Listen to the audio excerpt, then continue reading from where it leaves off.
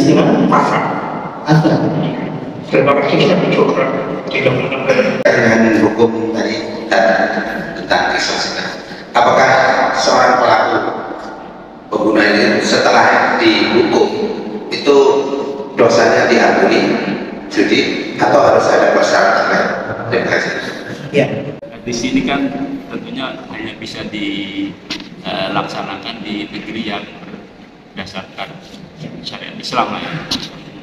Tapi bagaimana Ustaz kalau ada kasus ada anaknya dibunuh, terus bapaknya langsung membunuh si pembunuh tanpa mengikuti hukum yang berlaku di negeri kita, itu jatuhnya jadi jatuh dosa membunuh atau apa? Assalamualaikum warahmatullahi wabarakatuh. Waalaikumsalam.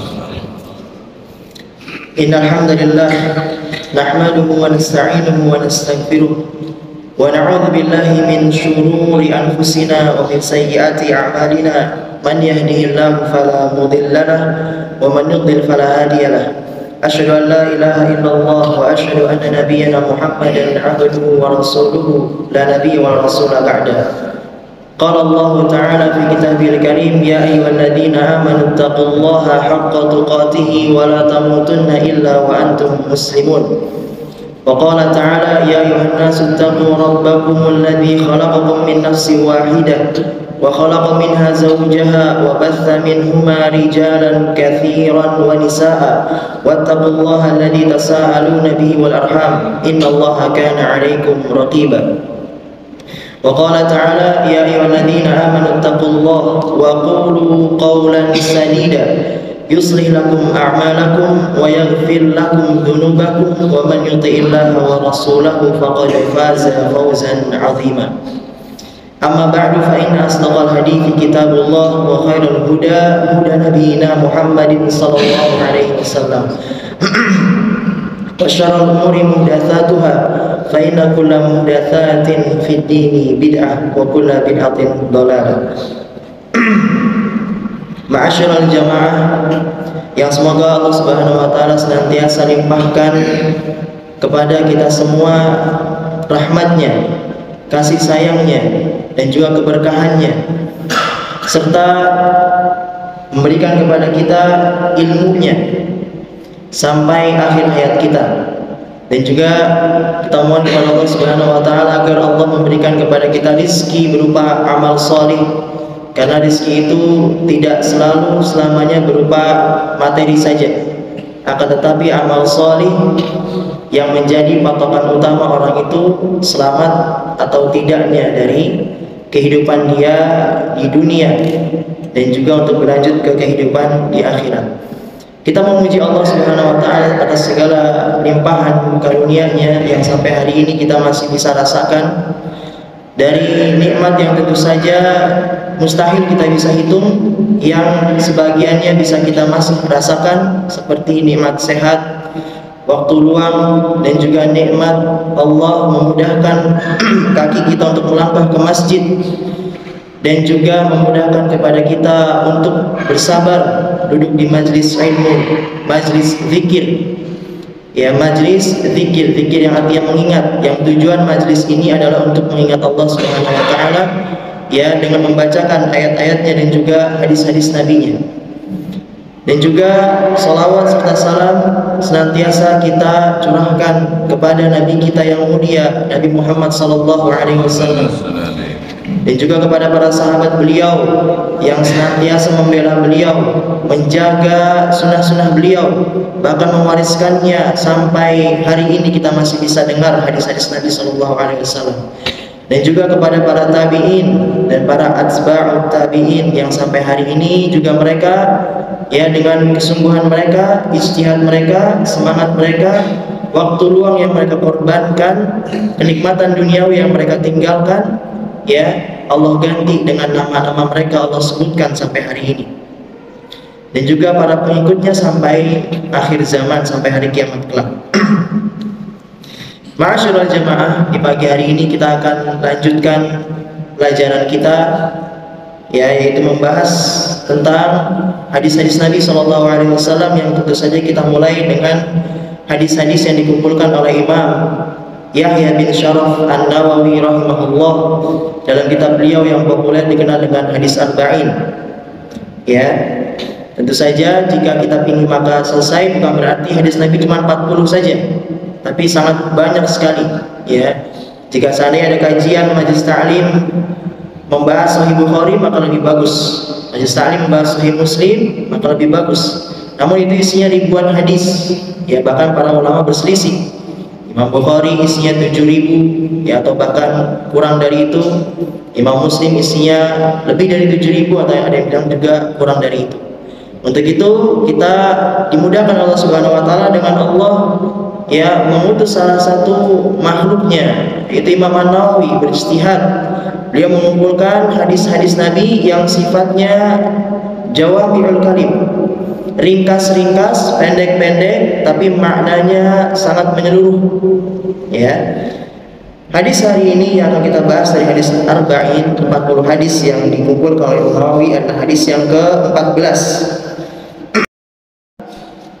Qala al-muallif rahimahullahu ta'ala, berkata penulis rahimahullahu ta'ala, semoga Allah merahmati beliau, al-haditsu ar-rabi'u asyara, hadis yang ke-14. An Ibnu Mas'ud radhiyallahu anhu qala qala Rasulullah sallallahu alaihi wasallam, la yahillu damu imri'in muslimin illa bi ihda thalathin, al-thayyibu zani wan nafsu bin nafsi wat tariku lidinihi al-mufariqu lil jamaah. Dalam riwayat yang lain, la yahillu damu imri'in muslimin yashhadu an la ilaha illallah wa anni rasulullah illa bi ihda thalathin. Dan yang setelahnya potongan hadisnya sama. Rawahul Bukhari wa Muslim. Hadis ini diriwayatkan oleh Imam Al-Bukhari dan juga Imam Muslim. Dari sahabat yang mulia Ibnu Mas'ud, yaitu Abdullah bin Mas'ud, semoga Allah Subhanahu wa taala meridhai beliau. Beliau berkata, Rasulullah sallallahu alaihi wasallam bersabda, tidaklah halal darahnya seorang muslim, ya, dalam riwayat yang lain, yang dia bersyahadat, yaitu dia bersaksi bahwa tiada Tuhan yang berhak disembah, diibadahi selain Allah, dan bersaksi bahwa aku adalah utusan Allah, kecuali dengan salah satu dari 3 sebab.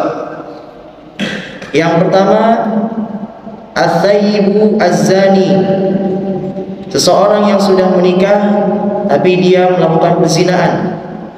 Yang kedua, wan nafsu bin nafsi, jiwa dengan jiwa, yaitu nyawa dibalas dengan nyawa. Dan yang ketiga, watariku lidini, orang yang meninggalkan agamanya, agama Islam, serta memisahkan dirinya dari jamaah kaum muslimin. Hadis yang akan kita bahas di pagi hari ini merupakan hadis yang sangat agung sekali, hadis yang sangat besar, ya, yang bahkan hadis ini muttafaqun alaih. Dari sisi periwayatannya, hadis ini muttafaq alaih. Muttafaq alaih artinya disepakati. Siapa yang bersepakat dalam hadis ini, yaitu Imam Al-Bukhari dan juga Imam Muslim. Dua ulama hadis yang sudah dikenal oleh mayoritas ulama bahwa cara mereka mengumpulkan hadis-hadis Nabi sangat ketat, sangat teliti dari memilih orang-orangnya, ya, siapa dari siapa, sampai kepada lisan Nabi Shallallahu Alaihi Wasallam. Sehingga para ulama, ya, bersepakat bahwa hadis-hadis yang datang dari Bukhari dan Muslim, maka biidznillah, ya, bisa dipastikan teksnya, redaksinya sesuai dengan apa yang keluar dari lisan Nabi kita Muhammad SAW. Ya, maka merupakan suatu kewajiban bagi kita jika kita benar-benar, ya, mengakui tidak hanya dengan lisan tapi dengan amal jawari, anggota badan kita. Kita mengakui bahwa kita ini mencintai Nabi SAW, ya, maka dari itu konsekuensinya kita harus taat kepada perintah beliau, dan menjauhi segala larangan beliau yang tentu saja itu semua wahyu dari Allah. Jika kita mengaku kita cinta kepada Nabi, maka minimalnya kita tahu, ya, hafal apa saja yang Nabi kita ucapkan, apa saja yang Nabi kita sabdakan, ya. Dan ini ada kemudahan dalam menghafal hadis, tidak harus kita hafal teksnya persis, meskipun itu yang lebih utama. Ya, tidak harus menghafal teksnya berbahasa Arab persis. Yang ingin menggunakan bahasa Indonesianya silakan. Atau yang ingin menggunakan maknanya, ya lafadznya nggak hafal, tapi maknanya dia hafal, ingat, maka silakan. Ya, yang penting kita tahu batasan-batasan apa saja yang Nabi kita telah batasi. Ya, jangan sampai kita dibuat lupa, kita hafal banyak perkataan orang-orang non-muslim. Ya, orang ini bilang kayak gini, hafal. Ya, padahal dia musuh-musuh Allah, tidak pernah sujud kepada Allah. Tapi ketika kita ditanya apa kata Nabi dalam bab ini, apa kata Nabi dalam, ya, apa namanya, permasalahan ini, maka tidak ada yang tahu. Oleh karena itu minimal kita memahami maknanya, menghafal maknanya. Kalau bisa dengan lafaz dan juga teksnya, redaksinya, maka lebih sempurna. Oleh karena itu ada kemudahan. Imam Bukhari dan Muslim, mereka berdua berusaha, ya, menghabiskan waktu mereka, masa muda mereka, meninggalkan kehidupan duniawi mereka, safar dari kota ke kota, bahkan negara ke negara sendirian, ya, tidak ada yang menemani mereka demi satu hadis. Maka Allah katakan, wa rafa'na laka dzikrak, kami angkat penyebutanmu, kami angkat namamu. Meskipun ayat ini khusus kepada Nabi Muhammad SAW, tapi secara makna umum. Ya, Allah balas dengan Allah agungkan namanya, Allah, ya, harumkan namanya seakan-akan beliau masih hidup sampai hari ini. Bahkan padahal beliau, Imam Bukhari, gurunya Imam Muslim, ya, berdua ini guru dan murid. Imam Bukhari wafat itu tahun 256 Hijriah, sekarang 1444 Hijriah. Sampai hari ini Allah masih agungkan namanya. Bahkan setiap muslim yang menyebut nama beliau, rahimahullah, selalu mendoakan semoga Allah merahmati beliau. Ya, dan ini merupakan satu dari tiga yang amalnya selalu mengalir. Idza mata ibnu Adam inqata amaluhu illa min thalathin. Ketika anak Adam wafat, meninggal, maka semua amal terputus. Ya, ketika dia di kuburan, enggak ada lagi amal, enggak ada lagi pahala yang mengalir, terputus. Kata Nabi kecuali tiga. Ya, as-shadaqatu al-jariyah, ya, atau shadaqatin jariyatin, sedekah yang mengalir, ya, yang manfaatnya masih bisa dipakai, digunakan. Sangat banyak sekali, ya, sedekah pembangunan masjid, sedekah Al-Quran yang dibaca terus, dan masih banyak sekali. Ketika itu masih dipakai, digunakan, maka pahalanya masih mengalir kepada yang sudah meninggal. Yang kedua, ilmin yuntafa'u bih, dan inilah yang para ulama kita, ya, miliki, ilmu yang manfaatnya digunakan terus. Tidak ada maktabah perpustakaan Islam yang enggak ada Sahih Bukhari dan Muslim, pasti ada. Ya, dan yang ketiga, waladin shalih yad'ulah, anak soleh, solehah yang mendoakan kedua orang tuanya. Jadi minimal kita memiliki satu dari tiga ini. Ya, kalau ada tiga-tiganya maka alhamdulillah, fabiha wa ni'mah. Oleh karena itu, ya, hadis ini sudah kita ketahui Bukhari dan Muslim yang meriwayatinya, maka insya Allah hadis ini sesuai dengan apa yang keluar dari lisan Nabi kita Sallallahu Alaihi Wasallam. Imam Bukhari meriwayatkan dalam kitab beliau dengan nomor hadis 6484 dan juga diriwayatkan oleh Imam Muslim dengan nomor hadis 1676.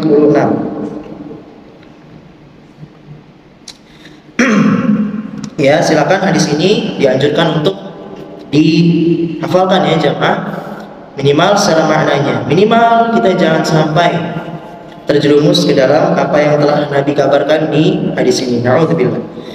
Yang berikutnya, sebelum kita membahas tentang fiqhul hadis, ya, fikih daripada hadis ini, maka kita akan mengetahui atau mempelajari sedikit dulu tentang keutamaan hadis.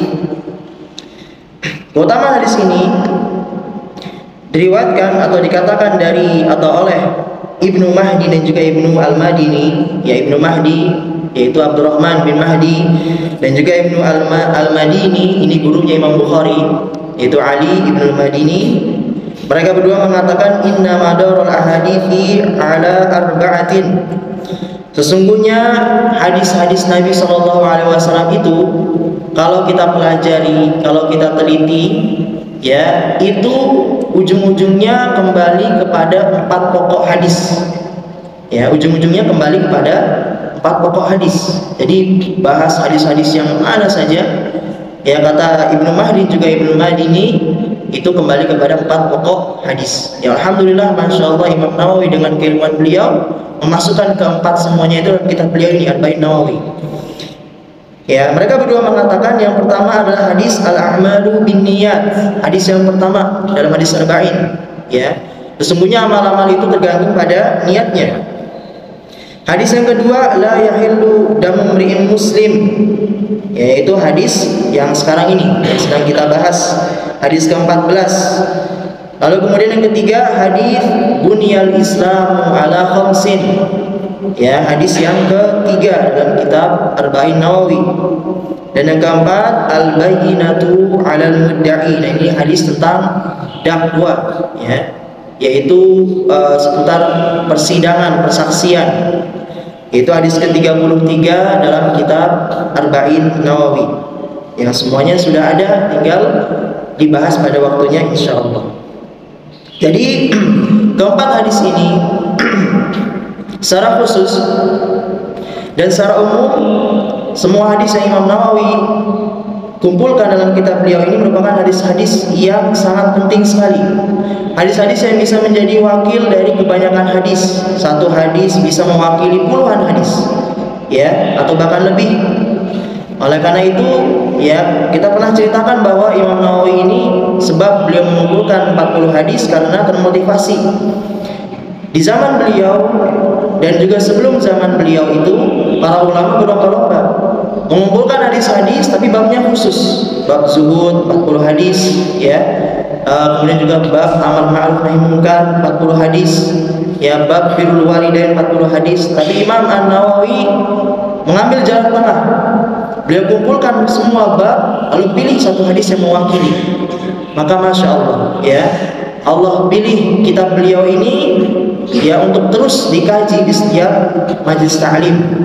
Bahkan para pemula itu kalau belajar hadis, biasanya belajarnya hadis Arba'in Nawawi. Di pondok-pondok pesantren juga sama. Kitab hadis biasanya hadis yang pertama hadis Arba'in Nawawi, karena menunjukkan hadis-hadis yang dikumpulkan oleh beliau ini hadis-hadis yang sangat penting sekali, yang bahkan teksnya ringan, mudah, pendek-pendek, mudah dihafal, tapi maknanya ya luar biasa, ya. Itulah keutamaan satu hadis yang sedang kita bahas di pagi hari ini.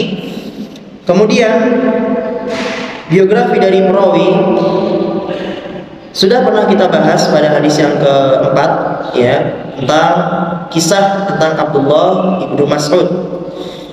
Singkat saja kita ulang sedikit, kita meroja sedikit bahwasanya Abdullah bin Mas'ud ini kita nggak boleh sampai nggak tahu bahwa, ya, para sahabat Nabi SAW, para pejuang sunnah, para pejuang, ya, hadis-hadis Nabi, Al-Quran, ya, kita tidak boleh sampai mereka terlupakan, sampai kita tidak tahu. Bahkan jangan sampai kita kenalkan kepada anak-anak kita nama-nama orang-orang yang, ya, gorib, orang-orang asing, non-muslim yang tidak ada andilnya dalam Islam. Tapi kenalkan kepada mereka pejuang-pejuang Islam, ya, bagaimana pengorbanan mereka, ya, bagaimana, ya, rasa takut mereka sudah hilang sama sekali ketika mereka berhadapan dengan orang-orang yang memusuhi Islam. Ada dua anak kembar, Mu'adz dan Mu'awidh, yang dua anak ini di umur masih 14 tahun sudah ikut perang Badar. Agak batuk. Ya, ikut perang Badar 14 tahun. Ya, bahkan dikisahkan sampai Mu'adz atau Mu'awidh, ya, kemungkinan Mu'adz itu salah satu dari mereka itu, ya, anak kembar, kakak adik. Ada yang tangannya itu terpotong tapi tidak sampai putus, masih bergelantungan, ya. Dia setelah seperti itu tidak balik, tidak nangis, tidak. Tapi dia injak tangannya, ditarik bahunya sampai putus.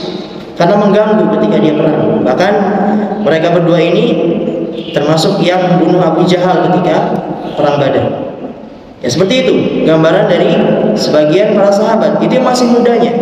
Bagaimana yang lebih dewasanya. Maka ini Abdullah bin Mas'ud.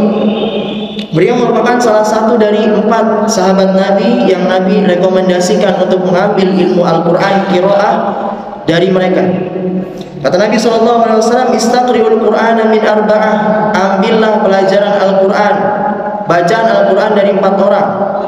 Min Abdullah bin Mas'udin, kata Nabi, yang pertama Abdullah bin Mas'ud, yang kedua Salim maula Abi Hudzaifah, Salim yaitu hamba sahayanya Abu Hudzaifah, yang ketiga Ubay bin Ka'ab, dan yang keempat adalah Mu'adz bin Jabal. Nabi SAW memulai dengan Abdullah bin Mas'ud. Pertama beliau yang berikutnya adalah beliau pernah mengatakan walladzi la ilaha ghairuh. Ya, beliau ini merupakan orang yang paling kenal dengan Al-Quran, ya, yang paling mengetahui Al-Quran, suratnya dan juga ayatnya. Beliau bahkan bersumpah walladzi la ilaha ghairuh, ya, demi zat yang tidak ada ilah Tuhan yang berhak disembah selainnya, ya, tidaklah surat turun kecuali tahu hikmahnya di mana, dan tidaklah sebuah ayat turun kecuali tahu tentang siapa ayat ini turun. Ya, demikian Abdullah bin Mas'ud. Dan beliau merupakan salah satu dari 9 sahabat Nabi yang dalam hidupnya pernah menjadi pembantu Nabi. Nabi SAW itu punya banyak pembantu, tapi bukan beliau mencari, mereka sendiri yang menawarkan diri. Bahkan ada ibu dan anak jadi pembantu. Ya, kalau tidak salah namanya Ibnu Ubay dan juga Ummu Ibni Ubay. Jadi anak dan ibu, ya, mengabdikan dirinya untuk membantu Nabi SAW. Kenapa mereka rela demikian? Karena ada keutamaan. Mereka dengan mudah masuk ke rumah Nabi, membantu Nabi, bertemu dengan Nabi, atau bahkan kalau misalkan ada faidah baru, hadis baru, atau gerak-gerik Nabi SAW dari kegiatan beliau yang disampaikan contoh, mereka contoh. Ya, Bilal bin Rabah juga pernah menjadi pembantu, dan yang paling populer Anas bin Malik, dan diantaranya juga Abdullah bin Mas'ud. Jadi Nabi nggak mencari, ya, bahkan beliau tidak membayar sedikit pun, tapi beliau pada memberikan makan, mengajak makan bersama. Ya, namun para sahabat yang membantu beliau tidak mengharapkan spesial. Cukuplah dengan melihat Nabi setiap hari, mudah masuk rumahnya, mengambil faedahnya, itu merupakan bayaran untuk mereka. Yang berikutnya, betisnya Abdullah bin Mas'ud, kata Nabi SAW. Ya, pernah suatu hari Abdullah bin Mas'ud sedang manjat pohon kurma, lalu ada angin yang lumayan kencang, akhirnya menggoyangkan pohon tersebut sampai-sampai kakinya Abdullah bin Mas'ud, betisnya, ya, terbawa angin tapi nggak jatuh. Ya, goyang terbawa angin karena fisik beliau, postur beliau itu badannya kecil, ya, nggak gemuk, nggak berisi, bukan berarti lemah, tidak. Tapi seperti itulah gambarannya. Akhirnya para sahabat yang di bawah spontan ketika melihat itu, mereka tertawa saja, gitu. Ya, karena spontan. Nabi SAW yang melihat itu mengatakan, apa yang buat kalian tertawa? Lalu mereka berkata, ya Rasulullah, itu Abdullah bin Mas'ud, ya, kakinya kena angin, terus betisnya terbang-terbang, gitu kan, goyang-goyang. Lalu kata Rasulullah SAW membela, walladzi nafsi biyadi. Nah, beliau bersumpah, dan demi zat yang jiwaku berada di tangannya, lahu ma'athqalu fil mizan min Uhud. Demi Allah, ya, 2 betis Abdullah bin Mas'ud ini kalau ditimbang di timbangan hari kiamat itu lebih berat daripada gunung Uhud, kata beliau. Ya, Masya Allah. Abdullah bin Mas'ud wafat pada tahun 32 Hijriah dan dikuburkan di kuburan Baqi di Madinah. Ada usia beliau yang pas 60 tahun. Radhiyallahu ta'ala anhu wa anis sahabati ajma'in. Hadis yang diriwayatkan dari Abdullah bin Mas'ud sebanyak 848 hadis. Ya, jadi beliau hafal 848 hadis dari Nabi sallallahu alaihi wasallam. Pembahasan tentang hadis imri'in muslim tidaklah halal. Artinya hukum asalnya adalah haram. Ya, apa yang haram? Darah imri'in muslim, ya, seorang muslim. Artinya hukum asalnya darah seorang muslim itu adalah haram untuk ditumpahkan, untuk dialirkan, untuk dikeluarkan. Maka siapapun yang melakukan kezaliman tanpa hak, ya, ya, kezaliman jelas ya tanpa hak, ya. Yakni siapapun yang melakukan atau menumpahkan darah seorang muslim tanpa hak, tidak ada haknya, atau dia tidak berhak, maka dia telah terjatuh ke dalam keharaman. Bahkan sudah kita sering ulang-ulang sebuah ayat dalam surat An-Nisa, "Wa man yaqtul mu'minan muta'ammidan", barang siapa yang kata Allah membunuh seorang mukmin muslim muta'ammidan secara sengaja, fajazaohu jahannam, maka pembalasannya baginya adalah neraka jahanam, khalidan fiha, kekal di sana, wa ghadiballahu alaihi, dan Allah murka atasnya, wa la'anahu, dan Allah laknat dia, wa a'adda lahum 'adzaban alima atau 'adzaban 'azima, dan Allah sediakan baginya azab yang berat, yang pedih.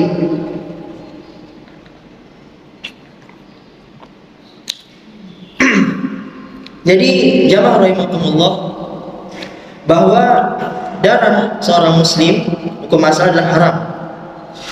Ya, berapapun tetesnya, meskipun itu hanya setetes, apalagi lebih banyak daripada itu, sampai naudzubillah dibunuh tadi. Ya, dalam Al-Quran itu sudah sering sekali Allah Subhanahu wa Ta'ala yang mengulang-ulang tentang hak seorang muslim, dan juga memberikan ciri-ciri bagaimana orang yang beriman itu dia tidak membunuh orang lain tanpa sebab, tanpa haknya. Dan bahkan Allah ancam tadi barusan dengan neraka jahanam jika dia sengaja membunuhnya tanpa sebab. Oleh karena itu yang sekarang kita lihat fenomena yang terjadi di akhir zaman ini, naudzubillah, seakan-akan tidak ada artinya sama sekali, ya, nyawa seorang itu gampang sekali dibunuh. Beginilah akibatnya jika seandainya tidak ditindak dengan tegas. Tegasnya bagaimana? Kalau seandainya itu ada hukuman secara had, maka tegakkan hadnya. Fungsinya apa? Allah sudah ajarkan hukum qisas. Ya, kutiba alaikumul qisasu fil qatla ya ayyuhalladzina amanu, orang yang beriman, surah Baqarah, kutiba alaikumul qisasu fil qatla, telah Allah tetapkan bagi kalian hukum qisas dalam hal pembunuhan. Kalau misalkan nyawa maka dibahas dengan nyawa, nanti kita akan bahas, ya. Dan dua ayat berikutnya Allah katakan, walakum fil qisasi hayatun ya ulil albab, dan pada kisos itu, hukum kisos, hukum had, orang membunuh lalu kemudian keluarganya tidak ridho, ingin dibalas dengan dibunuh juga, maka itu ada walakum fil qisasi hayatun, kata Allah, dan pada kisos itu bagi kalian ada hayatun, kehidupan, ya ulil albab, wahai orang-orang yang berfikir, la'allakum tattaqun. Apa fungsinya kata Allah? La'allakum tattaqun, agar kalian bertakwa. Sebagian dari tafsir mengatakan la'allakum tattaqunal qatla, ya, agar kalian takut kepada perbuatan membunuh. Ada kehidupan. Jadi ketika orang itu melihat ada orang dikisos, ya, dipenggal, kemudian dia wafat, meninggal, mati, maka yang melihatnya akan berpikir lagi, ngulang lagi, mikir-mikir kalau seandainya dia membunuh, maka akan seperti itu juga. Ya, kalau di tempat-tempat lain sudah bebas, seakan-akan nyawa manusia itu, makhluk Allah, manusia secara umum, seperti tidak ada apa-apanya. Ya, bahkan dalam sebuah riwayat dari Nabi SAW, kata Nabi, demi Allah, ya, setetes darah seorang muslim itu lebih berarti bagi Allah, di sisi Allah, daripada dunia dan seisinya. Hanya setetes saja. Lalu bagaimana dengan yang ditumpahkan sampai dia mati? Maka tadi ada ancamannya, neraka jahanam. Ya, maka hukum asalnya darah seorang muslim adalah haram. Dan darah ini, ya, hukum darah atau yang berkaitan dengan darah itu merupakan salah satu perbuatan yang akan pertama kali dihisab di hari kiamat. Jadi di hari kiamat itu ada dua hak Allah dan juga hak manusia. Hak Allah yang pertama kali dihisab adalah salat. Awwalu ma yuhasabu bihil 'abdu min 'amalihi salatu.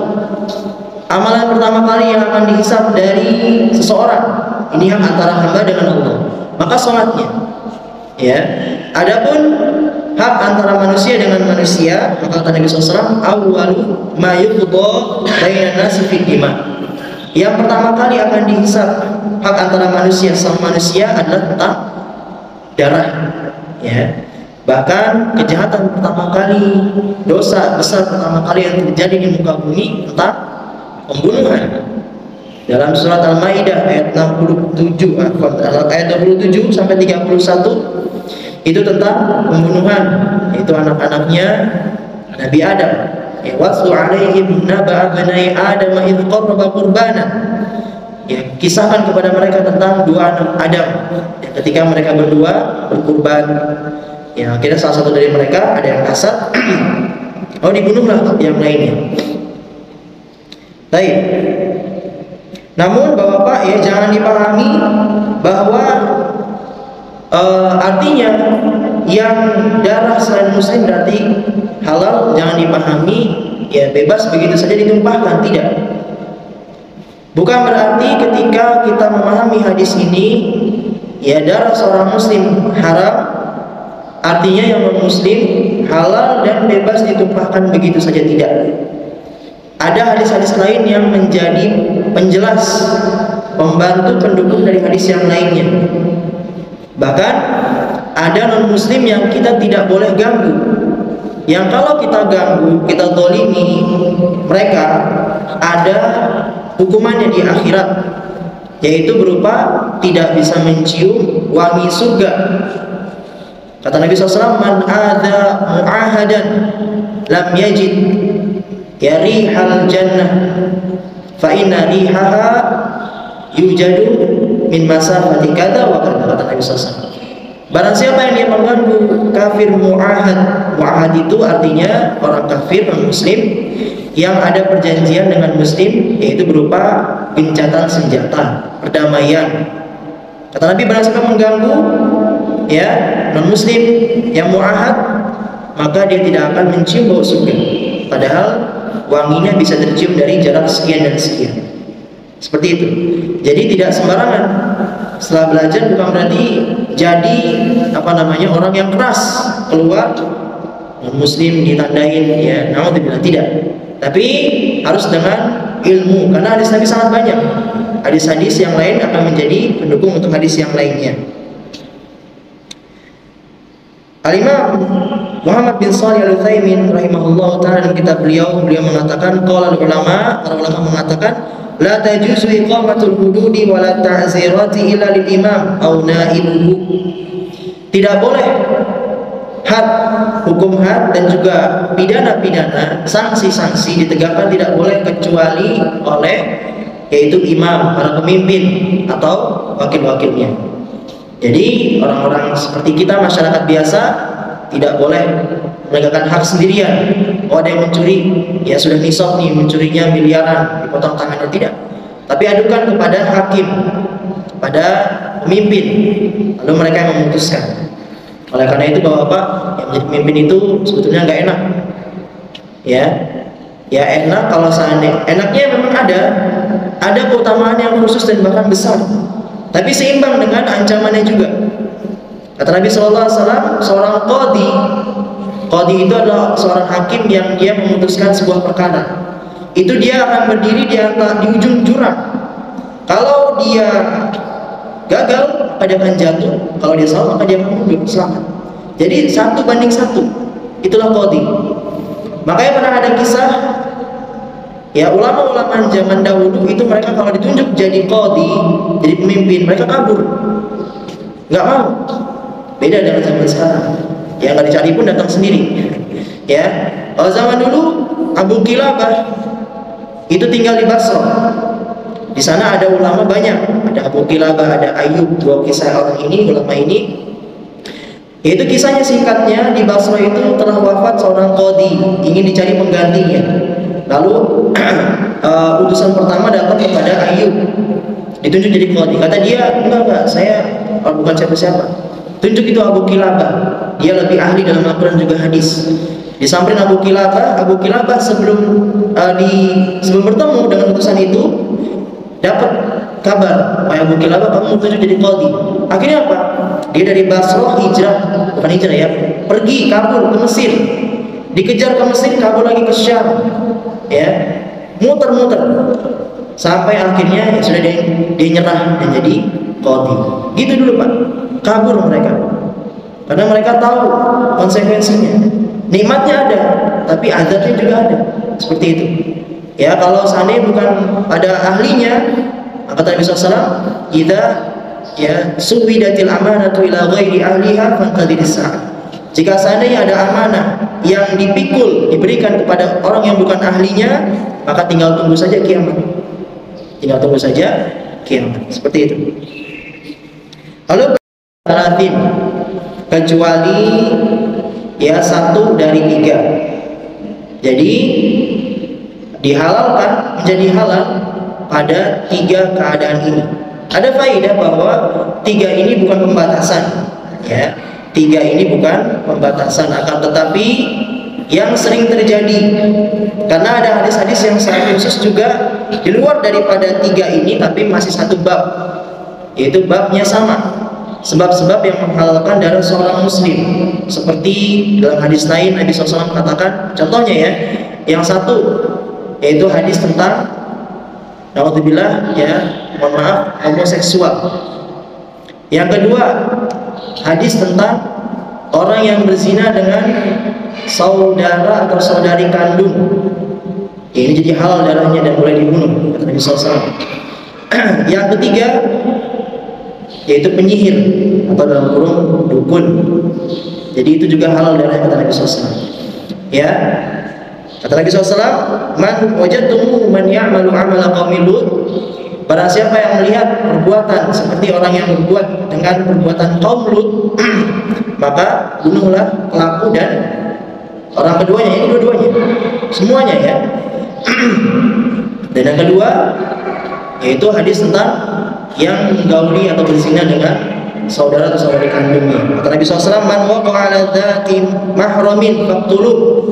Dalam sebuah riwayat, barang siapa yang dia terjatuh dalam perbuatan zina kepada mahramnya, maka bunuhlah dia. Dan yang ketiga hadis tentang tadi sihir, dukun.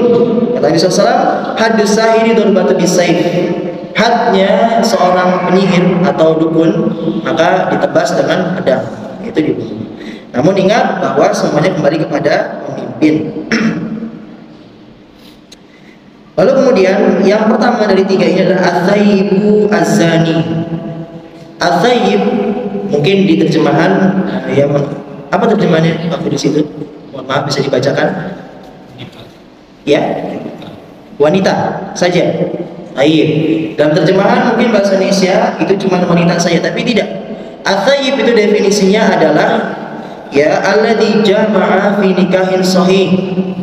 Thayyib az-zani definisinya adalah seseorang laki-laki ataupun wanita yang sudah melakukan hubungan badan tapi setelah nikah. Jadi dihitungnya thayyib, laki-laki duda, wanita janda. Tapi tidak, ya ini tidak harus mohon maaf ya. Kalau tadi masih suami atau istrinya sudah tidak ada, maaf. Tapi ya thayyib itu suami atau istrinya masih hidup. Artinya dia sudah pernah berhubungan badan dengan suami atau istrinya, yaitu dengan pernikahan yang sah, maka dia sudah terhitung sebagai thayyib. Laki-laki dan wanita yang sudah menikah intinya, ya. Itu terjemahan yang paling tepat definisinya. Jadi tidak hanya wanita saja, tapi laki-laki juga berlaku. Az-zaibu az-zani, kata Nabi SAW, laki-laki dan wanita yang sudah menikah tapi dia berzina, naudzubillah, ya, mohon maaf, sangat seperti selingkuh sampai ke hubungan badan. Nah ini termasuk dalam 1 dari 3 yang kalau seandainya qadhi hakim memutuskan untuk dibunuh maka boleh. Namun cara hadnya ya itu ada caranya. Hukum had ada caranya masing-masing, nggak semuanya dibunuh, tidak. ada yang dirajam, ada yang dicambuk, ya dan sebagainya. Baik, oleh karena itu jamaah rahimakumullah, ya hati-hati di zaman kita ini. Kita harus melindungi diri kita sendiri, karena jangankan di Indonesia ya, bahkan di negara-negara yang tauhidnya masih kuat, masih bersih, itu masih banyak sekali kezaliman, kemungkaran, masih banyak. Apalagi di negara yang selainnya. Oleh karena itu kita sebagai seseorang yang memiliki kekuasaan minimal dalam lingkup yang kecil, contohnya seperti seorang bapak dalam keluarganya, RT dalam kompleknya, ya, atau bupati atau sebagainya, yang lingkupan yang masih terjangkau yang kecil, maka kata Nabi SAW, kullukum ra'in, semua kalian adalah pemimpin, wa kullukum mas'ulun an ra'iyati, dan setiap kalian akan diminta pertanggungjawaban atas setiap apa yang kalian pimpin. Ya, mohon maaf ya Bapak RT, lalu kemudian bupati, semuanya, bahkan seorang bapak pun sama. Oleh karena itu laki-laki wajib mengaji. Talabul ilmi fardhatun 'ala kulli muslim. Menuntut ilmu wajib hukumnya, fardhu, bukan wajib saja, fardhu. Ya, di atas yang wajib lagi kalau bisa diartikan. 'Ala kulli muslim. Setiap muslim laki-laki, wanita juga sama wajib. Akan tapi dalam hal laki-laki maka lebih ditekankan, karena Imam Ibnu Qayyim rahimahullah ta'ala dalam kitab beliau Tuhfatul Maulud, ya ini kitab yang sangat bagus bagi yang ingin atau yang hendak memiliki anak. Dia punya kitab Tuhfatul Maulud, atau kalau diterjemahkan itu ya bingkisan untuk buah hati. Ya, itu beliau mengatakan kebanyakan kemungkaran yang terjadi pada diri seorang anak itu karena bapaknya. Karena bapaknya kurang mengaji, kurang memahami agama, anaknya dibiarkan begitu saja. Ya, yang dia tahu hanya kebiasaan-kebiasaan leluhur zaman dulu, yang sekarang ya sudah dibiarkan. Padahal ada ancaman, kata Nabi SAW. Thalathatun la yukallimuhumullah wa la yanzuru ilaihim wa la yuzakkihim wa lahum 'adzabun alim. Ada 3 macam orang yang kata Nabi SAW, la yukallimuhumullah, orang-orang ini tidak akan Allah ajak bicara, wa la yanzuru ilaihim, dan tidak akan Allah lihat, wa la yuzakkihim, Allah tidak akan sucikan, wa lahum 'adzabun alim, dan bagi mereka azab-azab yang pedih. Yang pertama kata Nabi SAW, al-musbil, orang yang menjulurkan kainnya, pakaiannya di bawah mata kaki. Yang kedua ada youth. Para sahabat bertanya kepada Nabi SAW, apa itu dayuth? Dayuth itu adalah kepala rumah tangga yang ketika melihat kemungkaran di keluarganya, dia tidak cemburu. Dia biarkan saja anak wanitanya, anak laki-laki dibiarkan saja malam mingguan sama yang bukan mahramnya, yang bukan halal baginya. Ya, dibiarkan saja. Siap bapak diminta tolong seperti ini, hati-hati. Ya, ada youth. Bahkan kata Nabi SAW, dalam hal yang seperti ini, la an yuta'ana fi ra'si ahadikum, jika seandainya kepala kalian ditusuk bimikhyatin min hadid, dengan jarum dari besi, ahwanu alaih, dan riwayat lain khairun lahu, lebih baik, dan riwayat lain lebih ringan baginya, min an yamassa mura'atan allati la tahillu lahu, daripada dia menyentuh kulit wanita yang bukan halal baginya. Kata Nabi SAW, kalau kepala kita nih ditusuk pakai jarum besi, ya itu lebih ringan di sisi Allah daripada menyentuh yang bukan halal, laki-laki kepada wanita, dan sebaliknya, kita kepada laki-laki. Maka tanggung jawabnya siapa? Pemimpin rumah tangga. Oleh karena itu menikah juga bukan cuma enak-enak saja, Pak, tapi juga harus diilmui. Bukan ijab kabul selesai udah. Ya, anak, rumah, kendaraan, wafat, tidak. Semuanya akan dihisab. Semuanya akan dihisab. Dalam surat Al-Kahfi Allah katakan, wa utiyal kitabu fataral mujrimina musyfikina mimma fihi wa yaquluna ya wailatana ma li hadzal kitab la yughadiru saghiratan wala kabiratan illa ahsaha. Di hari itu kitab-kitab diturunkan Fatarul mujrimina musyfiqina mimma fihi. Maka kalian akan melihat orang-orang mujrim yang berdosa akan tunduk, ya, bingung, heran dengan kitab-kitab yang di bagian itu. Wa yaqulun, dan mereka mengatakan, ya wailatana, aduhai, kok gini? Ma li hadzal kitab, buku macam apa ini? La yughadiru saghiratan wala kabiratan illa ahsaha. Enggak ada amalan kecil, enggak ada amalan besar kecuali semua yang dihisab. Ya. Dan surat Imran, yauma tajidu kullu nafsin ma 'amilat min khairin muhdara wa ma 'amilat min su'. Semua jiwa akan mendapati semua amal baik dan buruknya akan dihadirkan di hadapannya. Wa ma 'amilat min su'in tawaddu law anna bainahu wa bainahu amadan ba'ida. Dan orang-orang yang ketika itu melihat amal buruknya, dia berangan-angan di hari itu, seandainya jarak antara saya dengan amal buruk ini sejauh-jauhnya saja. Ya, dalam surah kita hafalkan semua, "Faman ya'mal mithqala dzarratin khairan yarah." Azazal. Siapa saja yang beramalkan sekecil biji dzarrah kebaikan akan melihatnya nanti hasilnya, balasannya. "Wa man ya'mal mithqala dzarratin syarran yarah." Yang mengamalkan keburukan meskipun sekecil biji atom akan Allah balas juga. Oleh karena itu, apa, setiap amalan kita, gerak-gerik kita sesuai dengan sunnah, sesuai dengan Al-Quran dan hadis. Ya, oleh karena itu wajib bagi setiap muslim dan muslimah mengaji, ya, menghafal, memahami dan mengamalkan.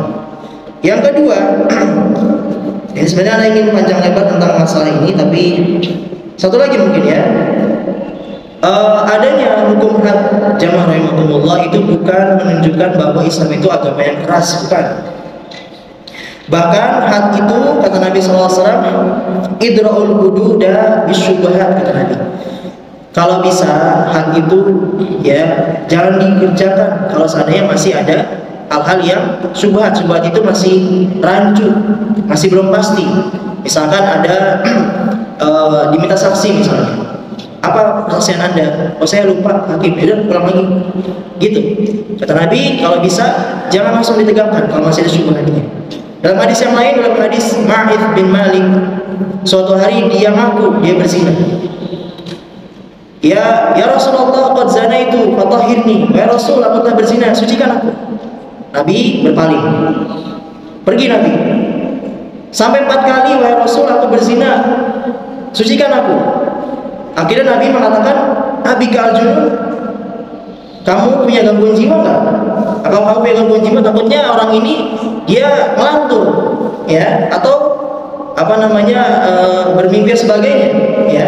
Sampai Nabi meyakinkan para sahabat, orang ini punya gangguan jiwa nggak? Enggak, wahai Rasul.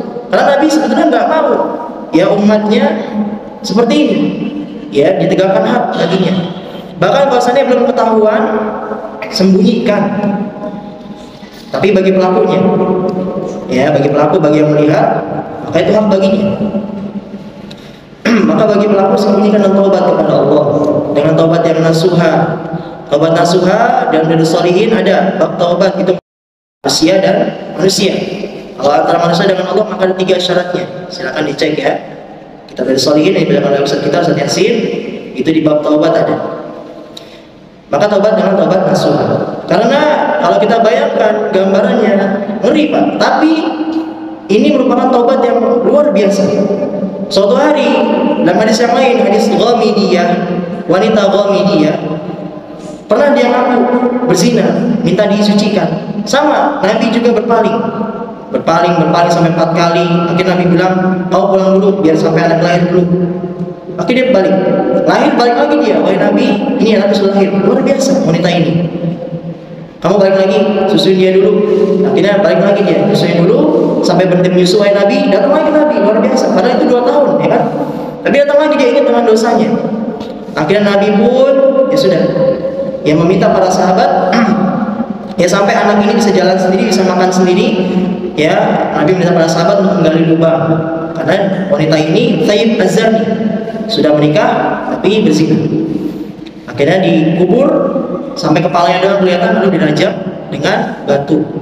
Sampai Khalid bin Walid ketika itu, ya, melemparnya dengan sangat keras dan mengatakan, waihak, ya, rasain, kata Khalid. Lalu kata Rasulullah, mahlan ya Khalid, pelan-pelan wahai Khalid. Waladhi nafsi biyadih, lau wusiat hadhihi taubatu ala ahli Madinah lakafatsun. Kata Nabi SAW, demi zat yang jiwa pada tangannya, jika saya tobat wanita ini dibagikan kepada seluruh penduduk Madinah, masing-masing dapat, maka cukup. Karena tobatnya luar biasa. Padahal kalau seandainya dia nggak ketahuan dan dia tobat, cukup insya Allah. Urusan dia dengan Allah nanti. Tapi kan dia ngaku, bahkan datang balik lagi, ya. Dan tobatnya luar biasa, bersih sudah dia. Di akhir aman insya Allah. Ya, tapi yang tidak sampai ini maka antara dia dengan Allah. Maka kita mohon kepada Allah Subhanahu wa taala rahmatnya, sayangnya, agar diampuni kita semua. Ya, ini bukan menunjukkan agama Islam itu keras, bukan.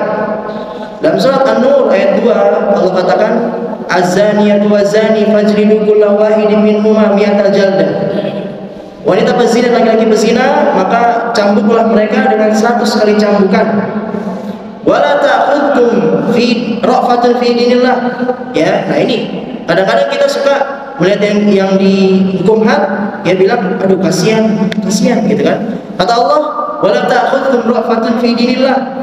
Jangan kalian merasa kasihan kepada mereka. Ya, in kuntum tu'minuna billahi wal yawmil akhir. Jika kalian merasa beriman kepada Allah dan hari akhir. Dan banyak sekali ya ini tentang zina ya di zaman ini Bapak yang melindungi diri kita dan juga anak-anak kita. Ya, karena tanggung jawabnya kita semua bertanggung jawab. Jadi hadapan Allah Subhanahu wa taala. Yang kedua adalah wan nafsu bin nafsi. Ini jelas ya. Jiwa, nyawa dibalas dengan nyawa. Nah, kalau sekarang kan nyawa hukumannya berapa? 15 tahun penjara. Ya. Cukup murah sekali. Bahkan kalau bisa ditebus ya bebas. Ya, naudzubillah. Padahal tadi saya sebutkan, ya bagaimana kalau dia membunuh seorang muslim, ya mukmin seperti itu, ya ringan sekali, ya waliyadzubillah. Dan yang ketiga, watariku lidinihi al-mufariqu lil jamaah, yaitu yang menjadi penyebab darah seorang muslim halal untuk ditumpahkan adalah orang yang singkatnya murtad, ya orang yang meninggalkan agama Islam. Dan ini pernah terjadi di zaman Abu Bakar ketika beliau memimpin. Pernah terjadi namanya Harbur Riddah, perang untuk orang-orang yang murtad. Abu Bakar memperingati ya untuk taubat, mereka nggak mau. Akhirnya diperangi oleh Abu Bakar radhiyallahu taala anhu. Ya, saya rasa cukup insyaallah. Ya, itulah fikih hadis yang bisa kita pelajari hari ini. Ya, dan semoga hadis-hadis ini dan juga hadis-hadis yang sering dibacakan di hari Selasa dan juga Kamis bisa kita hafalkan, ya minimal pahami maknanya, kita ingat-ingat bagian teksnya, mana yang harus kita jauhi, mana harus kita amalkan, maka itu yang menjadi ya dalil bagi kita untuk beramal. Karena kita sebagai muslim Bapak tidak sembarangan beramal. Ya, semua umat Nabi SAW, ya mengaku semua umat Nabi SAW. Ya, bahkan hadis yang sangat populer yang mungkin sering diulang-ulang oleh para asatidz dan para dai. Yang hadis ini menunjukkan bahwa pentingnya seseorang itu kalau beramal sesuai dengan sunnah hadis Nabi SAW. Ya, nanti di padang mahsyar orang-orang semuanya kehausan. Lalu Nabi memanggil ya para umat yang datang ke telaganya Al-Kautsar, haud, yang mana kata Nabi gayungnya itu sebanyak bintang di langit jumlahnya. Mereka semua yang kehausan lari ke telaga itu. Lalu malaikat tiba-tiba menghadang sebagian orang. Ya, menghadang sebagiannya. Nggak boleh kata malaikat. Kata Nabi, ummati. Ya, itu umatku. Kenapa kalian halang-halangi? Malaikat yang menghalangi itu mengatakan, innaka la tadri madza ahdatsu ba'dak. Kamu nggak tahu ya Muhammad apa yang telah mereka perbuat dari hal yang baru-baru setelah engkau meninggal. Maka kata Nabi SAW, suhqan, Nabi SAW, celaka, sudah menjauh, seperti itu. Artinya semuanya yang kita amalkan dari kita bangun tidur sampai mau tidur harus sesuai dengan apa yang Nabi kerjakan. Karena jika saya tidak sesuai, ini akan ada tersirat ya bahwa seakan-akan syariat Nabi Muhammad itu belum lengkap, belum sempurna. Jadi kita tambah-tambahin, kita kurang-kurangin. Jadi cukuplah apa yang Nabi SAW kita yang telah beliau ajarkan dan juga para sahabat-sahabatnya telah ajarkan seterusnya. Wallahu taala a'la wa a'lam. Mohon maaf jika ada kekurangan ataupun kalimat yang kurang berkenan, maka astagfirullah li wa lakum. Jika ada pertanyaan mungkin 5 menit atau kurang, silakan ditanyakan. Kalau tidak ada, maka alhamdulillah. Artinya sudah paham semua insyaallah. Ya, ada pertanyaan Bapak? Jelas insyaallah ya? Oh ada, silakan Pak. Waalaikumsalam. Itu saja. Yang kedua, beda hadis dengan asar. Beda hadis dengan Asar. asar. Terima kasih Ustaz. Syukran. Tidak menambah. Yang bagus tentang yang pertama, apa itu ilmu mustalah hadis, dan yang kedua, apa bedanya hadis dengan asar. Yang pertama, mustalah hadis, ada istilahnya hadis, ada istilahnya mustalah. Sama seperti ada namanya fikih dan usul fikih. Ada fikih, qawaid fikih, ada tafsir, usul tafsir. Ya, ada bahasa Arab, ada nama sharaf.